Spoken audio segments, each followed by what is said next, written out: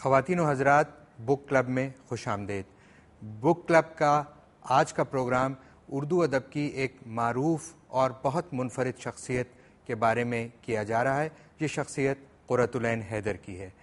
کہتے ہیں کہ ہر زمانہ اپنے لکھنے والوں سے پہچانا جاتا ہے، تو ہماری جو صدی یا ہمارا جو زمانہ جو گزرا ہے، جو گزر رہا ہے، وہ جن شخصیات سے پہچانا جا سکتا ہے ان میں تاریخی بصیرت اور افسانویت کے امتزاج سے جو نقش فنی عظمت کا قرۃ العین حیدر نے قائم کیا ہے وہ اپنی جگہ منفرد بھی ہے اور ممتاز بھی۔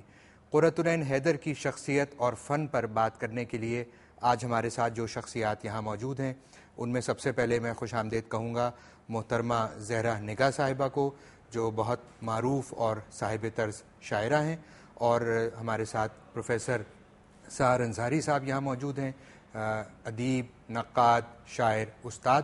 اور زہرہ نگاہ صاحبہ اور سحر انصاری صاحب کے ساتھ آج ہم قرۃ العین حیدر کے جہات فن پر گفتگو کریں گے۔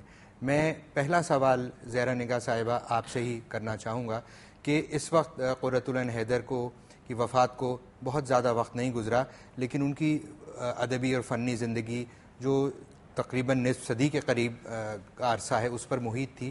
اگر آپ اب پیچھے مڑ کر دیکھتی ہیں تو ان کی فنی عظمت کا جو معیار یا جو مقام ہے وہ آپ کو کیسا نظر آتا ہے؟ دیکھیے آصف، بات یہ ہے کہ اول تو میں اس بات کی وضاحت کر دوں کہ میں اس عمر میں بھی اپنے آپ کو اس منصب کے لائق نہیں سمجھتی کہ ان کے بارے میں گفتگو کروں۔ آپ لوگوں نے بلایا ہے، مہربانی ہے۔ بات یہ ہے کہ ہر بڑا لکھنے والا اگر ہم سوچیں تو اس کی دو نشانیاں ہوتی ہیں۔ اچھا۔ ایک نشانی تو آصف یہ ہوتی ہے کہ اس سے اس کے ہم عصر لکھنے والے، چاہے وہ شاعر ہوں یا ادیب ہوں، نثار ہوں یا شاعر ہوں، میرا مطلب یہ ہے، اسی کی طرح لکھنا شروع کر دیتے ہیں۔ واہ، اچھا ہے۔ اس کے اثر سے بچ ہی نہیں سکتے، ٹھیک ہے۔ کتنی بھی کوشش کریں اس حصار کو توڑنے کی، لیکن کہیں نہ کہیں وہ حصار ان کو اپنے گھیرے میں لے لیتا ہے۔ دوسری نشانی یہ ہے، جو بہت اہم اور بڑی نشانی یہ ہے کہ اس کے ہم عصر اس کی طرح لکھنا چاہیں لیکن نہیں لکھ سکیں، اس کے اسلوب کو، اس کے طرز کو چھوتے ہوئے بھی ڈریں۔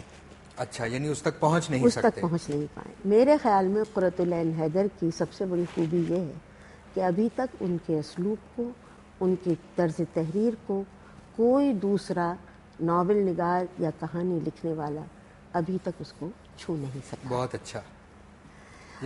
اور دوسری بات یہ بھی میرے ذہن میں آتی ہے، شاید میں نے پہلے بھی کبھی تذکرہ کیا ہو، کہ میں نثر لکھنے کو شاعری سے زیادہ کٹھن بات سمجھتی ہوں۔ یہ اچھی بات کہی ہے، کیونکہ آپ خود شعر بھی میں کہتی ہیں۔ خود کبھی کبھی کہہ لیتی ہوں میں بھی، اور یہ سحر بھی بیٹھے ہوئے ہیں یہاں، یہ بھی بہت اچھے شاعر ہیں۔ اس بات سے میں بالکل اتفاق کرتا ہوں کہ نثر لکھنا واقعی شاعری کے مقابلے میں مشکل کام ہے۔ یہ دو شاعروں کا اعتراف ہے اور یہ قرۃ العین حیدر کا اعجاز ہے۔ یہ بالکل صحیح کہا تم نے۔ بات یہ ہے کہ دیکھیے شعر میں ہوتے ہیں محدود الفاظ، خاص طور سے میں غزل کی بات کروں گی، 4-5 لفظ ہیں، وہ اپنا کرشمہ دکھا دیتے ہیں اور آدمی کی انگلی پکڑ کے وہ اس کو کہاں سے کہاں لے جاتے ہیں۔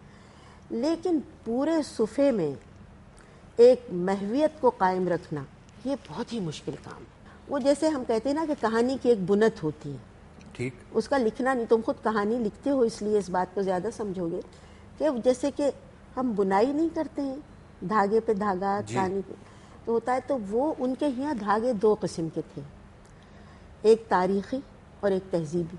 یہ دونوں چیزیں جب مل جاتی تھیں تو پھر کہیں کہیں وہ یہ کرتی تھیں کہ اپنے حال کے جو موجودہ زمانہ ہے اس کے بھی رنگ برنگی پھول کھلا دیتی تھی۔ بہت اچھا۔ اور یہ مل جل کے پھر وہ جو پیٹرن ہمارے سامنے آتا تھا ان کی کتاب کا، تو وہ بہت خوبصورت اور بڑا دل پذیر ہوتا تھا۔ واہ، کیا بات ہے۔ آپ نے ان کی کتاب کا پیٹرن کا ذکر کیا، لیکن میرا خیال ہے کہ ان کی تمام کتابوں کا ایک پیٹرن بنتا ہے، اور ہم آگ کا دریا کا ذکر کرتے ہیں جو ان کی بہت اہم کتاب ہے، لیکن آگ کا دریا ایک کتاب ہے، اس کے علاوہ ان کا پورا جو کام ہے۔ سحر صاحب، آپ ان کے کام کو اگر ایک مجموعی حیثیت سے دیکھیں تو کون سی کتابیں آپ کو نمایاں اور الگ نظر آتی ہیں؟ ظاہر ہے ان میں سب سے نمایاں تو آگ کا دریا ہی ہے، اس کے بعد پھر یہ گردش رنگ چمن ہے، چاندنی بیگم ہے، اور میرے بھی صنم خانے جو بہت اہمیت رکھتی ہے، شیشے کے گھر، یہ تو ان کے یعنی افسانے اور ان کے ناول سبھی بہت اہم ہیں. لیکن یہ کہ میں یہ سمجھتا ہوں، جیسے ایک آدھ بار کہا بھی ہے اور شاید یہ نظر بھی آئے گا، کہ جس طرح بیج سے ایک پودا ہوتا ہے پھر وہ تناور درخت بنتا ہے، تو میں سمجھتا ہوں کہ کئی ایسے ناول نگار ہیں جنہوں نے یا تو شروع میں کوئی افسانہ یا ناولٹ اس طرح کا لکھا اور بعد میں پھر اسے وسعت دے کر انہوں نے وہ بنایا. چنانچہ جلا وطن جو ان کا ناولٹ ہے جی، اس کو دیکھیے تو وہ آگ کا دریا کا ابتدائی بیج ہے وہ، جس کو انہوں نے توسیع کر کے یہاں تک پہنچایا. پھر ایک آگ کے دریا کا ایک آف شوٹ جو ہے وہ سیتا ہرن.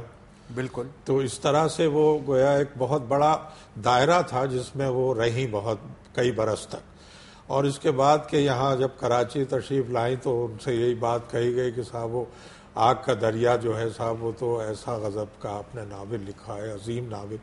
تو کہنے لگے کہ اچھا میرا قاری ابھی تک وہیں اٹکے ہوئے ہیں آگ کا دریا، میں تو بہت آگے نکل گئی ہوں. وہ بلکہ ان کا تو یہ خاص تھا، ایک دفعہ انہوں نے مجھے فون کر کے یہ کہا کہ تمہارے بارے میں یہ اطلاع ملی ہے کہ تم آگ کا دریا کی تعریف کرتے ہو لوگوں سے، اور تم تعریف اس لیے کرتے ہو کہ تم نے اس کے بعد کی میری کوئی کتاب نہیں پڑھی.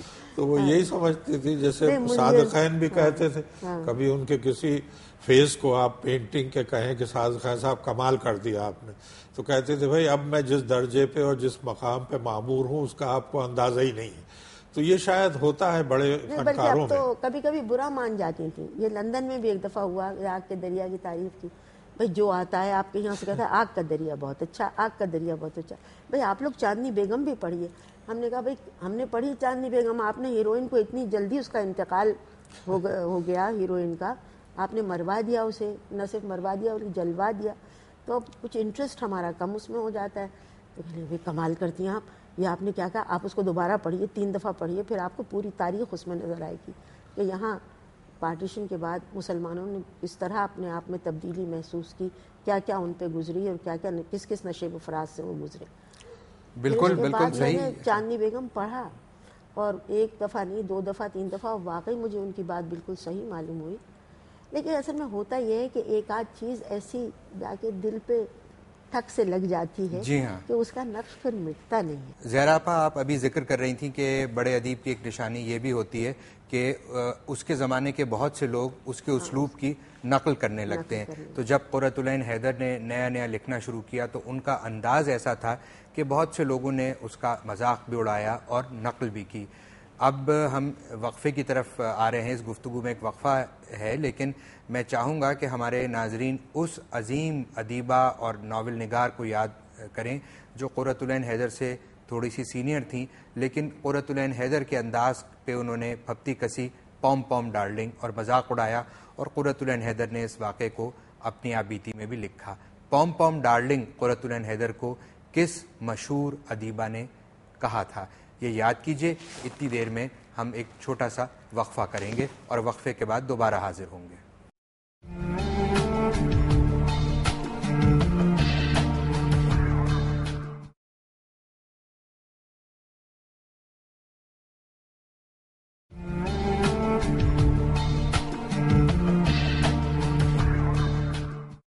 خواتین و حضرات، خوش آمدید.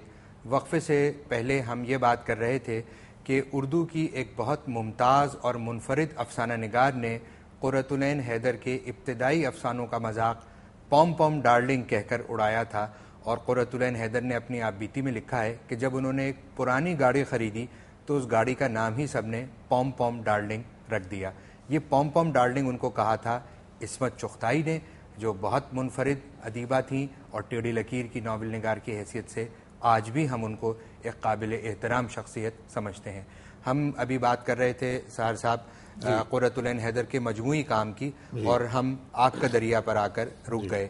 اگر عینی آپا اس وقت زندہ ہوتی تو آگ کا دریا کے ذکر پر وہ برہم ہو جاتی کہ آپ لوگ ہمیشہ آگ کا